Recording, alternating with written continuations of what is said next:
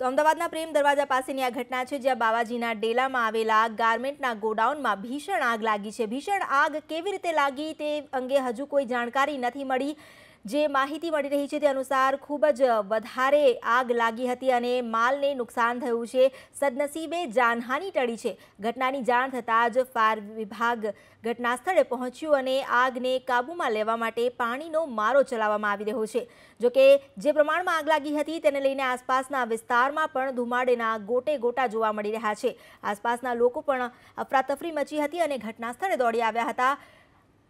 ગાર્મેન્ટના ગોડાઉનમાં આગ લાગી હતી તેને લઈને કપડાં હોવાથી આગ વધુ પ્રસરી અને વધુ આગ પ્રસરતા જ તેને કાબૂમાં લેવા માટે સતત પાણીનો મારો ચલાવવામાં આવી રહ્યો છે।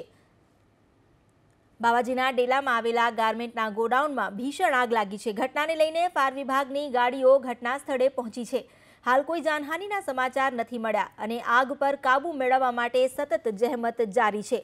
અમદાવાદમાં આવેલા પ્રેમ દરવાજા પાસે આવેલું છે બાવાજીના ડેલા, જ્યાં આવેલા ગાર્મેન્ટના ગોડાઉનમાં આગ લાગી છે।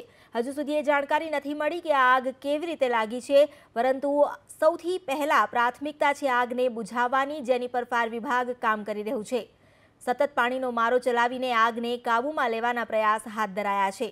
પ્રેમ દરવાજા પાસે ભીષણ આગ લાગી છે, જેને લઈને આસપાસના લોકોમાં પણ અફરાતફરીનો માહોલ ફેલાયો છે।